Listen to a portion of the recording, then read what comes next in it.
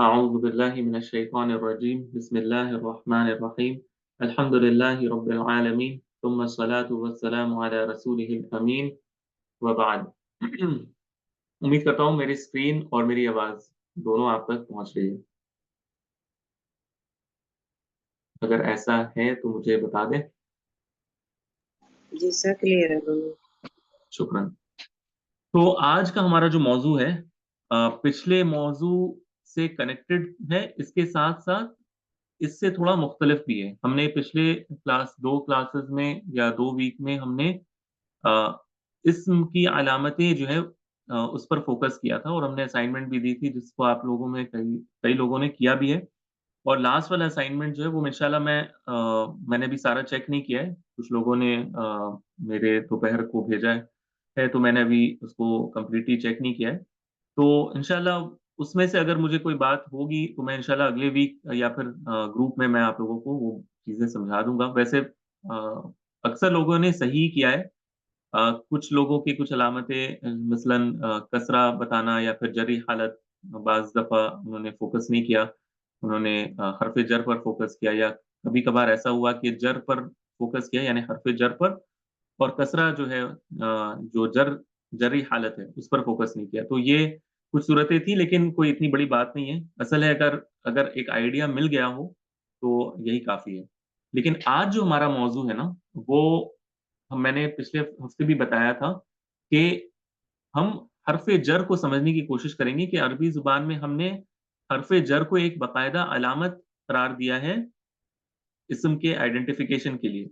ये इस्म को पहचानने के लिए एक बड़ी अलामत हर्फ़ जर है।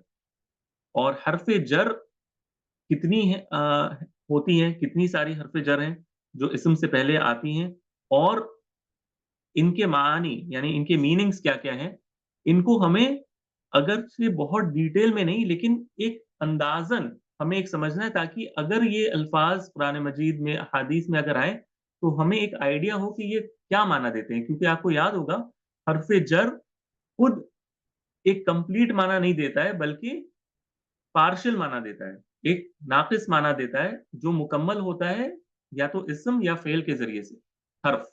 और हर्फ़ जर एक हर्फ है, इस वजह से इसका भी एक माना तो इसका बनता है, लेकिन जब तक ये सेंटेंस में या एक जिसे कह लें एक तरकीब में हम इसे ना डालें सेंटेंस में, तब तक इसका माना वाज़ेह नहीं होता। और हर्फ़ जर कई मानों में आते हैं, कई सारे मीनिंग्स के लिए आते हैं। तो हम इंशाल्लाह एक-एक करके आहिस्ते-आहिस्ते देखेंगे कि ये किन-किन मायने में आता है और ये बहुत अहम टॉपिक है।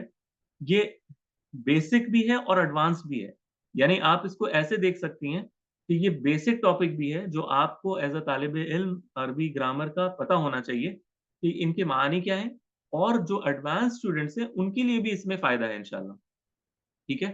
तो इसी को हम इंशाल्लाह स्टार्ट करेंगे। सबसे पहले ये है कि हर्फ़ जर कितने हैं? कितने इसके काउंट है? यानी ये कितने सारे हर्फ़ जर आते हैं? तो अरबी ज़ुबान में एक नाम बहुत मशहूर है, एक ग्रामेरियन गुज़रे हैं इमाम इब्न मालिक नाम है इनका और इन्होंने एक मशहूर किताब लिखी है अल्फ़िया, शायद जो एडवांस स्टूडेंट्स हो उनको पता हो कि अरबी ज़ुबान में इनकी बहुत मशहूर किताब है जिस पर बहुत सारे एक्सप्लेनेशंस लिखे गए हैं। काफ़ी पुराने आलिम हैं और अ, यानी 700 या 800 साल पहले के हैं ये। एग्ज़ैक्ट डेट ऑफ डेथ जो है वो इंशाल्लाह मैं ग्रुप में बता दूँगा। लेकिन कहने का मकसद ये है कि इन्होंने एक पोएम लिखी है, यानी कपलेट्स लिखे हैं 1000 लाइन्स के। उसमें उन्होंने पूरे अरबी ग्रामर के रूल्स को समराइज़ किया है और उसी में उनके जो कुछ लाइन्स में आपके स्क्रीन के सामने जो हैं लिखे हुए, ये उन्हीं के उस पोएम में से है जिसमें उन्होंने हर्फ़ जर कौन-कौन से हैं, उसको एक पोएम के शक्ल में लिखा है। तो यहाँ पर मकसद वो पोएम नहीं है, यहाँ पर मकसद ये है कि कौन-कौन से हर्फ़ जर होते हैं, कौन-कौन से हरूफ वो हैं जिन्हें हर्फ़ जर कहा जाता है। तो अगर आप देखें तो वो कहते हैं हा का हुरूफुल जर्री वहिया, तो वो कहते हैं कि हर्फ़ जर ये हैं, ठीक है? यानी वो कहना चाहते हैं कि देखो, यहाँ पर हर्फ़ जर हैं और वो क्या है? ये जो भी मैंने सब्ज़ कलर में जो दिया है, ठीक है? ग्रीन में जो दिया है, यही सारे हर्फ़ जर हैं। तो वो कौन-कौन से हैं? मिन, इला, हत्ता, क़ला, हाशा, अदा, फ़ी, अन, अला। मुज़, मुंज़ु, रुब्बा, अल्लाम, कई, वावुन, वता, वलकाफ, वलबा, वलअल्ला, वमता। ठीक है? तो वो कहते हैं कि हर्फ़ जर ये सारे जो है वो हर्फ़ जर हैं। ठीक है? तो अगर आप इसको गौर से देखें, तो वो काउंट कितना बताना चाह रहे हैं, अगर आप इसको काउंट करें मेरे साथ, तो हर्फ़ जर कितने बनते हैं? मिन 1, 2, 3, 4, 5, 6, 7, 8, 9, 10, 11, 12, 13, 14, 15, 16, ठीक है? ये फिर 17, 18, 19 और 20 यानी 20 हर्फ़ जर होते हैं। हर्फ़ जर इमाम इब्न मालिक रहमहुल्लाह के नज़दीक 20 या 20 हर्फ़ जर अरबी ज़ुबान में होते हैं और मैंने जो हर्फ़ जर है, उसको अंडरलाइन किया है। यानी मिन, इला और जैसे अगर आप यहाँ देखिए वाव, ठीक है? वाव एक हर्फ़ जर है, ता एक हर्फ़ जर है, काफ एक हर्फ़ जर है, बा हर्फ़ जर है, लअल्ला, मता तो ये उन्होंने हर्फ़ जर में इसको शुमार किया है, ठीक है? लेकिन हमारा जो फ़ोकस होगा, वो जो इस्म से पहले हर्फ़ जर आता है ना, उसकी तरफ फ़ोकस होगा। मैं आपको ये बाद में बताऊँगा। यानी हम इसमें से जब पढ़ेंगे ना, तो हम तकरीबन अगर आप वो देखिए तो हम तकरीबन 17 हर्फ़ जर कवर करने की कोशिश करेंगे, 17 ठीक है? और वो 17 कौन है, वो हम इंशाअल्लाह जब एक-एक करके करेंगे ना, मिसाल के तौर पर मिन, इला, तो ये सारी चीज़ें हम देख लेंगे कि कौन-कौन से हर्फ़ जर का माना हम फ़ोकस करेंगे और जिन पर हमने फ़ोकस नहीं किया है, वो एक वजह से है, वो इंशाअल्लाह बाद में हम डिस्कस करेंगे। लेकिन अभी ये आपके सामने जो है वो मैंने एक लिस्ट आपको दी है, ठीक है? इसमें कुछ इख्तिलाफ भी है, ठीक है? यानी कुछ इसमें हर्फ़ जर माने भी जाते हैं, कुछ नहीं भी माने जाते, लेकिन आप इनको अपने पास रख सकते हैं। अब आते हैं असल मौज़ू पर कि इनका मीनिंग क्या है? ये हर्फ़ जर क्या मीनिंग देते हैं? तो इन्हीं को हमें आहिस्ते-आहिस्ते, स्लोली-स्लोली इसे समझना है इंशाअल्लाह। सबसे पहला हम जो लेंगे वो है हर्फ़ जर मिन। मिन, मिन ये अरबी ज़ुबान में एक हर्फ़ जर है और हर्फ़ जर आपको पता है कि हर्फ़ जर जब भी किसी इस्म से पहले आता है तो उसको क्या करता है? जरी हालत में ले जाता है, जर की हालत में ले जाता है। तो ये तो एक उसका अमल है कि यानी मिन करता क्या है? लेकिन मिन मीनिंग क्या देता है सेंटेंसेस में, इसको हमें थोड़ा समझना है। यहाँ तक बात क्लियर है जो भी मैंने अभी कही है? अभी तक जो भी जी मैंने सर। बात कही है, इसमें कोई इश्काल तो नहीं है, कोई कन्फ्यूज़न तो नहीं है ना? नहीं सर, अल्हम्दुलिल्लाह। ठीक है, जज़ाकल्लाहु खैरा। मेन साइड में भी कोई कन्फ्यूज़न नहीं है ना? ठीक है, ओके। अच्छा, अगली बात, सबसे पहला माना जो मिन का आता है, मैं इसको अरबी में पढ़ूँगा, लेकिन उर्दू में मैं इसका माना बताऊँगा। इंग्लिश मैंने लिख रखी है, जस्ट इन केस कोई इंग्लिश में नोट करना चाहे। सबसे पहला माना इसका आता है इब्तिदाउल गाया, इब्तिदाउल गाया। इब्तिदाउल गाया का माना होता है, आप जिस तरह एक लाइन खींच लें जिसका जिसका एक शुरुआती हिस्सा है और एक एंड का हिस्सा है। तो ये एक लिमिट आपके सामने है। यानी एक पॉइंट से कोई चीज़ शुरू होती है और एक पॉइंट पर खत्म होती है। मिन उमूमन इन जनरल जो सबसे कॉमन यूसेज इसका है वो क्या है? जो इब्तिदा है, उस लिमिट की जो इब्तिदा है, जो लाइन मैंने खींची ना, यानी मिसाल के तौर पर अगर मैं इस तरह करूँ यानी अगर मैं इस तरह करूँ, अगर मैं इस तरह एक लाइन खींचूँ, ठीक है? और मिसाल के तौर पर ये इसकी इब्तिदा है, ठीक है? ये इसकी इब्तिदा है, यहाँ से ये शुरू होता है, यहाँ से और यहाँ पर ये खत्म होता है। तो ये इसकी लिमिट है, ये जो मुकम्मल लाइन है, ये इस इब्तिदा से लेकर इख्तिताम तक, एंड तक ये इसकी लिमिट है। जो इसकी स्टार्टिंग पॉइंट है, इसको इब्तिदाउल गाया कहते हैं। यानी किसी चीज़ का जो पॉइंट है, जहाँ से कोई चीज़ शुरू हो, उसको इब्तिदा कहते हैं, बिगिनिंग ऑफ समथिंग, ठीक है? शुरुआत होना, किसी चीज़ की इब्तिदा होना। तो अरबी ज़ुबान में एक माना जो है मिन का वो है कमेंसमेंट ऑफ टाइम और स्पेस यानी जहाँ से कोई चीज़ या तो ज़माने के एतबार से या जगह के एतबार से शुरू हो रही है और मैं इसको एग्ज़ाम्पल से समझाऊँगा। पहले मीनिंग को समझने की कोशिश करें। मीनिंग क्या है? मिन का इस्तेमाल ये बताने के लिए होता है कि कोई चीज़ किस वक़्त से या किस जगह से शुरू हो रही है। ठीक है? यहाँ तक तो कोई कन्फ्यूज़न नहीं है? मिन का इस्तेमाल सेंटेंस में ये बताने के लिए आता है कि कोई चीज किस टाइम, किस वक्त या किस स्पेस यानी जगह से शुरू हो रही है। अब इसकी मिसाल एक हम देखते हैं। 2 मिसालें हम कुरान मजीद से देखेंगे और आज की एक्सरसाइज में आपको कुरान मजीद अगर आपके सामने है या आपके सामने इसका तर्जुमा है, इस पर आपको बहुत फ़ोकस करना है, ताकि आपको समझ में आए जो मैं आपको बताना चाह रहा हूँ और मैं चाहूँगा कि आप इसका तर्जुमा भी मुझे बताएँ, ठीक है? अगर आप बता सकते हैं, तो आप प्लीज़ इसका तर्जुमा भी मुझे बताने की कोशिश करें, ठीक है? तो अ, सबसे पहला जो सूरह तौबा की आयत है और इसमें आता है मिन अव्वली यौमिन। अगर आपके सामने सूरह तौबा मौजूद हो, तो इसमें आयत नंबर 108 आप खोल लें, ठीक है? और आपको यहीं पर सबसे पहले हर्फ़ जर मिन जो है वो दिखेगा, मिन। आयत के बीच में ये हर्फ़ जर मिन, यही हमारा मौज़ू है ना, मिन, हर्फ़ जर मिन। तो ये मिन किस माने में आया है? मिन अव्वली यौमिन, मिन अव्वली यौमिन। तो इसका तर्जुमा आप में से कोई अगर प्रेफरेबली फीमेल साइड में क्योंकि हम रिकॉर्डिंग फीमेल साइड में कर रहे हैं, लेकिन अगर मेल साइड में भी कोई अगर वॉलंटियर करके इसका माना या तर्जुमा करना चाहें, तो कोई हर्ज की बात नहीं है। तो मुझे इसमें थोड़ी आपकी पार्टिसिपेशन ज़रूरत है, ताकि हम हर एक चीज़ को अच्छे अंदाज़ से समझ सकें। मिन अव्वली यौमिन, ये जो आयत है सूरह तौबा में आयत नंबर 108, इसका तर्जुमा क्या बनता है? जी, तर्जुमा जैसे कि सिस्टर खौला ने लिखा है, पहले दिन से। पहले दिन से, पहले दिन से, यानी अव्वल यौम पहला दिन, अव्वला यौम या अव्वलु यौम पहला दिन, मिन अव्वल यौम। अब यहाँ पर एक चीज़ समझें, यौम जो है ये टाइम है, यानी day day right? From the first day जिसको बोल सकते हैं, फर्स्ट डे, अव्वलु अव्वलु यौमिन यानी फर्स्ट डे। तो ये एक टाइम है। हम क्या कहना चाह रहे हैं अगर आप आयत को देखें अ, यहाँ पर अल्लाह सुब्हानहू व तआला क्या कह रहे हैं? बाद अऊज़ु बिल्लाहि मिनश शैतानिर रजीम, ला तकुम फीही अबदा लमस्जिदुन उस्सिसा अला तक़वा मिन अव्वली यौमिन।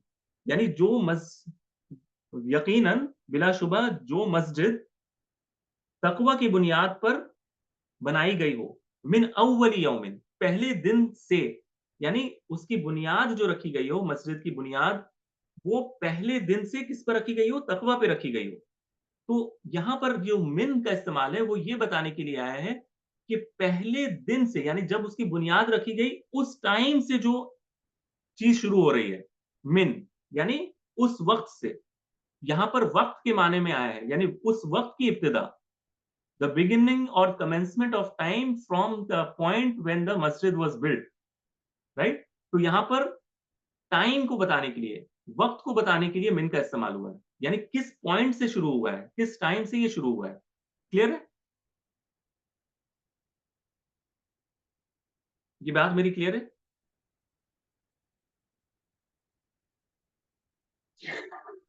जी सर। ठीक है। अच्छा, अब एक तो हमने टाइम के लिए देख लिया, अब एक स्पेस के लिए देखते हैं, यानी मकान के एतबार से, यानी प्लेस के एतबार से। अगर आप देखिए सूरह इस्रा आयत नंबर 1, सूरह इस्रा जो कि सूरह नंबर 17 है, उसकी पहली आयत अगर आप देखें, बिस्मिल्लाहिर्रहमानिर्रहीम, सुब्हानल्लज़ी अस्रा बिअब्दिही लैलन मिनल मस्जिदिल हरामी इलल मस्जिदिल अक़सा। तो मिनल मस्जिदिल हराम, अगर आप इसका तर्जुमा देखें तो आएगा कि मस्जिद हराम से, यानी मक्कातुल मुकर्रमा में जो मस्जिद है, मस्जिद हराम, यहाँ से अल्लाह सुब्हानहू व तआला ने रात का सफ़र कराया नबी सल्लल्लाहु अलैहि वसल्लम को। तो अल्लाह सुब्हानहू व तआला ये बताना चाह रहे हैं कि इस पॉइंट से ये सफ़र शुरू हुआ। मस्जिद हराम से ये सफ़र की इब्तिदा हुई। तो इट्स अ स्पेस, ये एक जगह है जहाँ से सफ़र की इब्तिदा हुई है। रात के सफ़र की इब्तिदा या बिगिनिंग हुई है। तो ये वो मिसाल हुई जिसमें स्पेस की इब्तिदा है, यानी पॉइंट इन इन स्पेस। ऐसे ही है ना? जहाँ पर से कोई चीज़ शुरू हो रही है। मेरी बात आ रही है ना समझ में? यानी मैं आपको मिसाल से बता रहा हूँ कि कभी ये टाइम के लिए आता है, वक़्त के लिए और कभी ये स्पेस के लिए आता है या प्लेस के लिए भी आता है। दोनों दोनों तरह इसका इस्तेमाल होता है। ठीक है। और एक और चीज़ आपको नोट करना है कि जब असल में लफ्ज़ था मिन, ठीक है? ये तजवीद का कायदा है। लफ्ज़ था मिन और फिर था अल मस्जिद, लेकिन मिलाने के लिए मिन को हमने क्या किया है? मिनल पढ़ा है। अरबी का कायदा तजवीद का या फिर मिलाने का कायदा ये है कि अगर 2 साकिन इकट्ठा हो जाएँ, तो उमूमन कसरा लगाया जाता है, लेकिन मिन के लिए ज़बर लगाया जाता है, मिनल। तो ये मिन से मिनल बन जाता है। ये असल था मिन और अल मस्जिद, लेकिन आप इसको पढ़ नहीं सकते ना, 2 साकिन इकट्ठा हो गए, नून भी साकिन है और लाम भी साकिन है। तो आपको मिलाने के लिए इसे ज़बर लगाना पड़ता है या फ़तहा लगाना पड़ता है। लेकिन इसका माना ये नहीं है कि अब ये हर्फ़ जर मिन नहीं है, ये अब हर्फ़ जर मिना बन गया है। ये हर्फ़ जर मिन ही है, ठीक है? तो ये ज़हन में रखे हुए हैं आपको कि मिन अक्सर अगर किसी साकिन से मिलाने के लिए लिखा जाए, अगला अगला अगर लफ्ज़ उस पे जो लेटर है वो अगर सुकून हो, तो उसको ज़बर दे दिया जाता है। लेकिन इसका ये मतलब नहीं है कि अब ये हर्फ़ जर मिन नहीं है। ये सिर्फ़ पढ़ने में आसानी के लिए इसको हम मिनल पढ़ रहे हैं। हालाँकि ये ओरिजिनली क्या है? मिन अल मस्जिद, ठीक है? मिन अल मस्जिद। क्लियर है ना? यहाँ तक ये बस एक एडिशनल पॉइंट है क्योंकि बाज़ दफ़ा ऐसा होता है जो नए स्टूडेंट्स हैं, वो आइडेंटिफ़ाई नहीं कर पाते। वो ढूँढ रहे होते हैं मिन और वहाँ लिखा होता है मिना। तो उनको समझ में नहीं आता कि ये मिन है या कोई और हर्फ़ है। ठीक है? तो इस वज़ह से मैंने ये बात लिखी है। अच्छा, एक और माना इसी मीनिंग में, यानी जहाँ से किसी चीज़ की इब्तिदा हो रही है, ये इस माने में भी आता है कि द पॉइंट और place at which an act और स्टेट हैज़ कमेंस्ड, यानी किसी पॉइंट पर यानी किसी चीज़ से कोई चीज़ की शुरुआत होना। किसी जगह से या किसी पॉइंट से किसी चीज़ की अगर इब्तिदा हो ना, शुरुआत हो, तो इसके लिए भी आता है। यानी है ये सिमिलर कि वो मकान और ज़मान जो हमने कहा कि टाइम और स्पेस से ही इसका रिलेशन है। लेकिन इसमें थोड़ी-सी बारीकी है कि मिसाल के तौर पर आप देखें कि अल्लाह सुब्हानहू व तआला ने सूरतुल बक़रा आयत नंबर 22 में कहा, "व अंज़ला मिनस समाई माअन", और अल्लाह सुब्हानहू व तआला ने आसमान से क्या उतारा? पानी, यानी पानी को उतारा। अब यहाँ पर ये जो मिन है, ये ये अल्लाह सुब्हानहू व तआला ये बता रहे हैं कि पानी कहाँ से आ रहा है, यानी आसमान से आ रहा है। तो ये वो पॉइंट है जहाँ से पानी आ रहा है नीचे। वो बताने के लिए अल्लाह सुब्हानहू व तआला ने मिन का इस्तेमाल किया है कि व अंज़ला मिनस समाई माअन, और अल्लाह सुब्हानहू व तआला ने आसमान से पानी को उतारा। यानी ये कोई सफ़र या फिर पॉइंट इन टाइम या पॉइंट इन स्पेस नहीं है। ये सिर्फ़ बताने के लिए कि किस डायरेक्शन से या किस जगह से पानी नीचे आ रहा है, ठीक है? तो ये आसमान से पानी अल्लाह सुब्हानहू व तआला ने नीचे उतारा। फिर आप ये देखें कि बाज़ दफ़ा कोई जगह नहीं होती है, जहाँ से कोई चीज़ शुरू हो रही होती है। बाज़ दफ़ा हमें ये बताना होता है ना कि किसकी तरफ से ये बात आ रही है, किसकी तरफ से कोई बात हम तक आ रही है। तो जैसे अल्लाह सुब्हानहू व तआला ने सूरतुन नम्ल में आयत नंबर 30 में वो कहती है ना कि इन्नहु मिन सुलैमान व इन्नहु बिस्मिल्लाहिर रहमानिर रहीम। तो इन्नहु मिन सुलैमान, यानी ये जो खत है, ये जो बिल्कीस बिल्कीस के पास जो खत आता है, तो उसमें क्या लिखा होता है? वो जब पढ़ते हैं उनके दरबारी तो वो क्या कहते हैं? इन्नहु मिन सुलैमान, ये सुलेमान अलैहिस्सलाम की तरफ से है। लेकिन हर्फ़ जर कौन-सा इस्तेमाल हुआ है? मिन। अब सुलेमान अलैहिस्सलाम ना किसी जगह का नाम है, ना किसी वक़्त का नाम है। ये तो एक शख्स है। तो बाज़ दफ़ा किस पॉइंट से कोई चीज़ हम तक आ रही है, वो भी समझाने के लिए हर्फ़ जर मिन का इस्तेमाल होता है। जैसे कि मिनस समा और मिन सुलैमान, यानी शख्स का नाम तक आप इस्तेमाल कर सकते हैं मिन के साथ। आ रही है बात मेरी समझ में? यानी ये मैं आपको यूसेज बता रहा हूँ कि मिन का यूसेज किन-किन मायने में आता है। अभी हम सिर्फ़ पहले मायने में हैं, ठीक है? अगर आपको मुश्किल हो रही है समझने में तो मुझे बताइएगा ज़रूर, क्योंकि ये है बेसिक भी टॉपिक और इसके साथ थोड़ा एडवांस भी है। लेकिन आपको कुरान फ़हमी में ख़ासकर वो हमारे स्टूडेंट्स जो अक्सर तर्जुमा करते हैं, ठीक है? तो इन चीज़ों का ख़्याल रखना बहुत ज़रूरी है कि यहाँ पर मिन किस मायने में आया है, ठीक है? तो अगर आप जैसे इसका तर्जुमा ये करेंगे ना, इन्नहु मिन सुलैमान, तो अगर आप करेंगे ये सुलेमान से होकर आया है या सुलेमान की तरफ सुलेमान अलैहिस्सलाम से आया है, तो तर्जुमा तो ठीक है, लेकिन आप ये नहीं कह सकते कि ये पॉइंट इन टाइम या स्पेस है। ये माना इस माने में होगा कि ये सुलेमान अलैहिस्सलाम की तरफ से आया है। आ रही है ना बात मेरी समझ में? अल्हम्दुलिल्लाह। अगर आप अगर इस चीज़ को समझेंगे ना, तो फिर आप इस दर्स को अप्रिशिएट कर पाएंगे कि इसमें हम क्या बताने की कोशिश कर रहे हैं। ठीक है, अगले माने में जाते हैं। एक तो ये हो गया कि कहां से कोई चीज शुरू हो रही है, ये एक जनरल मीनिंग हमने समझाया है कि मिन का। अगला जो माना आता है इसमें, वो कहलाता है अत्तबईद। अत्तबईद, ये हमारे यहाँ जो कहते हैं ना, बाज बाज चीजें, बाज यानी एक पूरी अगर अगर एक पूरा होल सेट हो, उसका एक हिस्सा हम ले लें तो उसको कहते हैं ये इसका बाज है।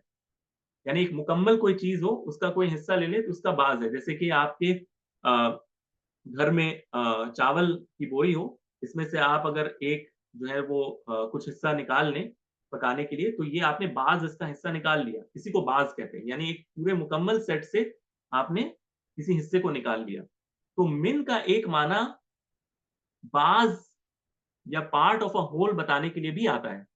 अब इसकी मिसाल आप देखें, जैसे कि कोई ये शख्स ये कहे कि अनफक्तु मिन दराहिम। अनफक्तु यानी मैंने इन्फाक किया, यानी मैंने खर्च किया। अनफक्तु, मैंने खर्च किया, दिरहम, दिरहमों में से, दिरहमों में से खर्च किया। यानी उसके पास कई सारे दिरहम थे, उसमें से उसने कुछ खर्च कर दिया। तो ये मिन यहां पर वो पार्ट ऑफ अ होल, यानी एक मुकम्मल सेट का एक पार्ट बताने के लिए आता है। मिन, आ रही है ना बात मेरी समझ में? यहां पर जो मिन का माना है, ये नहीं होगा कि अनफक्तु मिन दराहिम, मैंने खर्च किया दिरहमों से, यानी मैंने दिरहमों में से बाज हिस्सा खर्च किया। मिनत दराहिम, दराहिम यहां पर मीनिंग होगा मैंने जो मेरे पास पूंजी थी, दिरहमें थे, उसमें से कुछ खर्च किया। ये इसका असल तर्जुमा होगा, ना कि ये कि कोई इसका सादा तर्जुमा ये करे कि मैंने दिरहमों में से खर्च किया। ठीक है, ये भी माना ठीक है, लेकिन अगर आप इसकी बारीकियों को समझें तो यहां पर मिन कोई पॉइंट इन टाइम या स्पेस के स्टार्ट होने का माना नहीं दे रहा, बल्कि उस सेट का सबसेट बताने के लिए, यानी उस बड़े जो मुकम्मल जो हमारे उसके पास दिरहम थी, उसका कुछ हिस्सा बताने के लिए आ रहा है। मेरी बात यहां तक समझ में आई है? इसी तरह अगर आप सूरह बकरा की आयत नंबर 253 देखें, इसमें अल्लाह सुब्हानहू व तआला ने क्या कहा है? मिनहुम मन कल्लमल्लाहु, कल्लम, एक मिनट, सूरह बकरा आया नंबर 253। तो इसमें अगर आप देखें, आयत की शुरुआत कैसे हो रही है? तिलकर रुसुलु फद्दलना बअदहुम अला बअद, मिनहुम मन कल्लम अल्लाह, और उनमें से वो कुछ वो हैं, मिनहुम, हुम यहाँ ज़मीर है, यानी एक प्रोनाउन है। हुम यानी वो सारे, यानी अंबिया या रसूल। मिनहुम, उन अंबियाओं में से, मिनहुम यहां पर हमारा जो शाहिद है, जिसकी तरफ हम इशारा कर रहे हैं, वो ये वाला मिन है। ठीक है, मिन, ये मिन इस तरह लिखा हुआ है। ठीक है, मिन हुम, इस तरह, मिन हुम, उनमें से वो हैं जिनसे अल्लाह ने बाकायदा बात की या कलाम किया या हम कलाम हुआ। तो यहां कहने का मकसद है कि यहां पर भी जो मिन है ना, ये सारे अंबियाओं से नहीं किया, यानी सारी रसूलों से नहीं किया।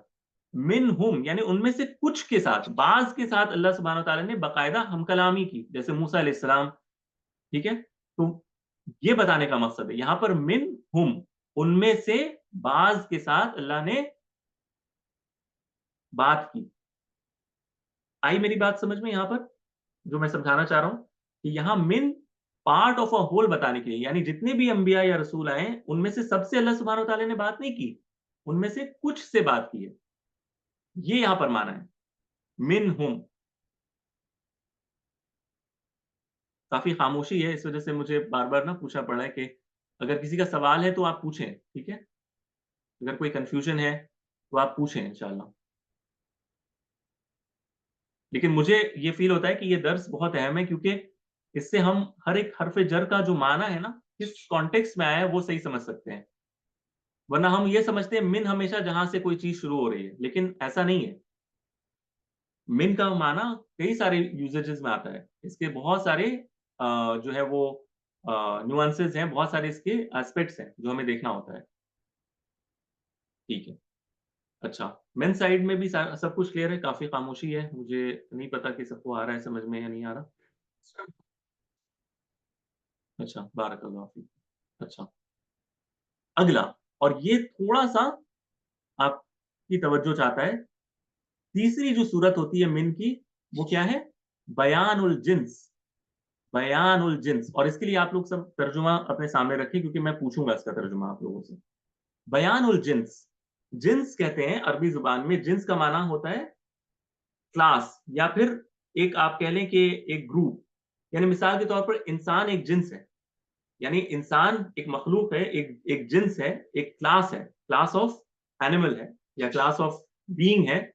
अब इंसान के अंदर मुख्तलिफ किस्म के इंसान आ सकते हैं। जैसे कोई कहे अ, अल इंसान जैसे एक एक एक है मलाइका, एक जिन्स है। अब मलाइका में कई सारे मलाइका आ सकते हैं, यानी हर कोई फिर मुख्तलिफ होगा, इनके अलग-अलग नाम होंगे। तो ऐसे ही अरबी ज़ुबान में जब हम कहते हैं जिन्स, तो ये क्लास होता है। क्लास यानी जिसमें बहुत सारे एक जैसे यानी फीचर्स के लोग को एक नाम दे दिया जाता है। जैसे हम जैसे सारे लोगों को इंसान कहा जाता है। फिर फरिश्तों जैसे जो दिखते होंगे उन्हें क्या कहा जाएगा? मलाइका। तो ये एक जिन्स होता है जिसको इंग्लिश में जीनस या फिर क्लास भी कहते हैं। तो मिन का माना कभी उस जिन्स के एक्सप्लेनेशन के लिए आता है। यानी मैं एग्ज़ाम्पल से आपको समझाऊँगा तो बात समझ में आएगी। यानी कोई चीज़ क्लियर नहीं होती, यानी उस जिन्स का नाम लिया जाता है। अब उस जिन्स का नाम मिसाल के तौर पर मैं कह दूँ इंसान, लेकिन अब वो इंसान किस टाइप का इंसान है? कौन से इंसान की बात हो रही है? उसको क्लियर करने के लिए मिन को लाया जाता है। और इसको एग्ज़ाम्पल से हम देखेंगे सूरतुल हज आयत नंबर 30 अगर आप लोग प्लीज़ इसको खोल लें, तो आसानी होगी इंशाअल्लाह। और इसका मैं चाहता हूँ कि आप जो है ना वो तर्जुमा भी मुझे बताएँ और तर्जुमा आपको बताना है यहाँ से, फ़ज्तनिबू फ़ज्तनिबुर रिज्स मिनल औसान। इसका तर्जुमा आप लोगों में से कोई मुझे प्लीज़ करके बताएँ। फिर मैं आपको समझाऊँगा कि यहाँ पर मिन किस माने में आया है।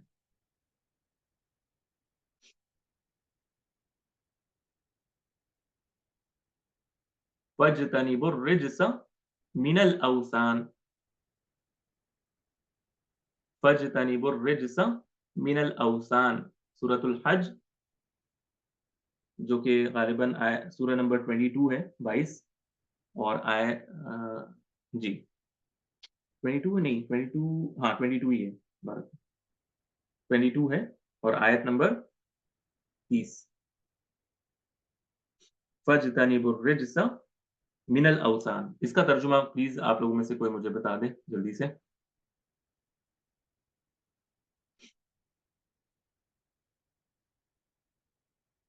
कोई भी नहीं है? आज बड़ा सन्नाटा है।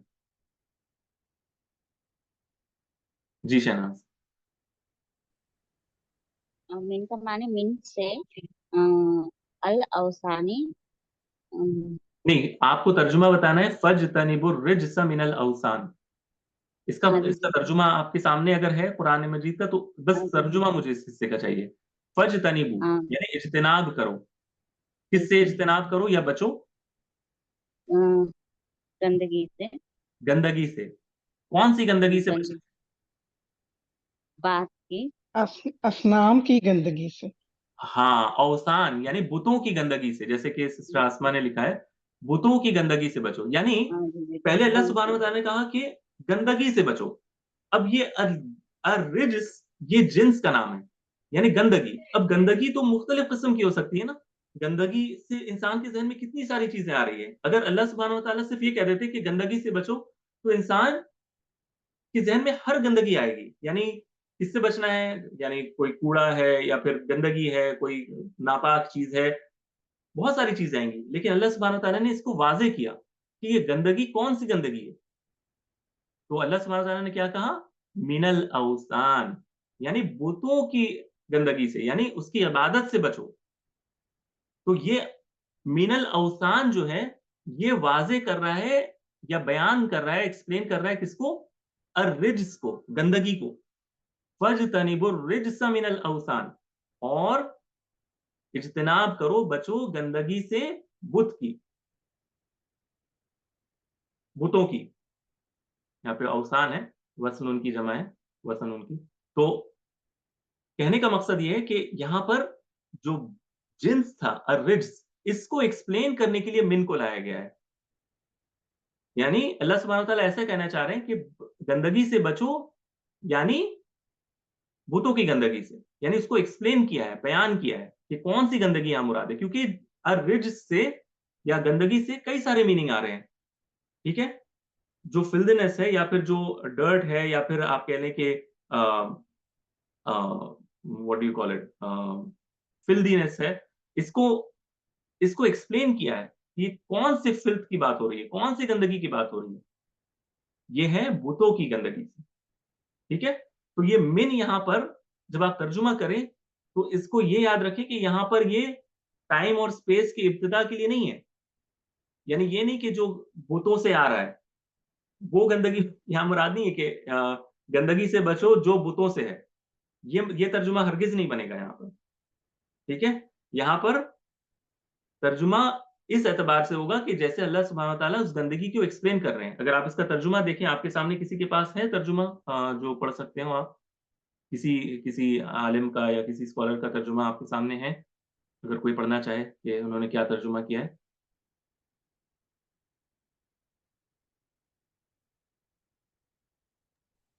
जी सर। जी। लिहाजा असनाम यानी बुतों की गंदगी से बचो। यानी बुतों की गंदगी, यानी उन्होंने यानी किया है ना? यही लिखा है ना उन्होंने, यानी। मेरे तो इसमें लिहाजा है। लिहाज़ा लिहाजा यानी है जी। यानी या फज्तनिबुर पस रिज्स। हाँ, हाँ। लिहाजा या पस भी कह सकते हैं। बस हाँ, तो फज्तनिबुर रिज्स यानी बचो गंदगी से, लिहाजा बुतों की गंदगी से, यानी इसको जैसे कि एक्सप्लेनेशन के तौर पर उन्होंने तर्जुमा किया है। ऐसे ही महसूस हो रहा है ना कि जैसे उन्होंने गंदगी को एक्सप्लेन करने की कोशिश की है। लिहाजा या जी फिर हाँ, तो यही मैं आपको बताने की कोशिश कर रहा हूँ कि जो मुतर्जिम होता है, जो तर्जुमा करता है, हाँ, बस तुम गंदगी से बचो, यानी इसको और एक्सप्लेन करने की कोशिश की है। तो यही यहाँ पर मिन की वजह से ये तर्जुमा हो रहा है। ये जो मिन है, ये बयान जिन्स के बयान के लिए आया है। उस क्लास या जिन्स की एक्सप्लेनेशन के लिए आया है, जो उससे पहले है, यानी अर्रिज्स, ठीक है? इसी तरह एक और एग्जांपल देखते हैं। वजदा मुहम्मदुन खातमन मिन हदीद। मोहम्मद ने, वजदा कहते हैं पाने को, ढूंढने को। तो वजदा मोहम्मद, मोहम्मद ने पाया, क्या पाया? खातमन, खातमन क्या कहते हैं? अंगूठी को भी कह सकते हैं, ठीक है? अंगूठी के लिए आप कह सकते हैं खातम, खातम कहते हैं। तो मोहम्मद ने क्या पाया? एक अंगूठी पाई। अब ये अंगूठी कोई भी चीज हो सकती है। अंगूठी यानी जब हम कहते हैं अंगूठी, तो आपके ज़हन में बहुत सारी चीजें आएंगी कि अंगूठी कोई भी अंगूठी हो सकती है, लोहे की, हीरे, यानी गोल्डन, सिल्वर, कौन सी चीज की है। तो उसको बयान करने के लिए क्या आया? मिन हदीद, यानी आयरन से बनी हुई अंगूठी थी, यानी लोहे की अंगूठी थी।